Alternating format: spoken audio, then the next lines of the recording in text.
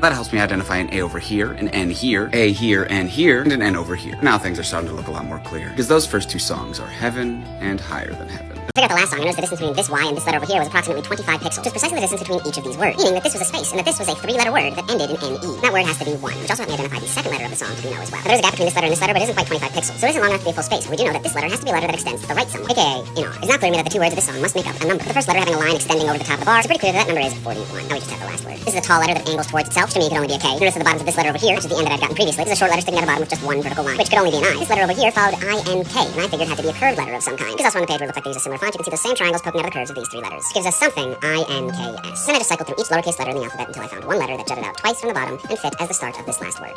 And that got me here.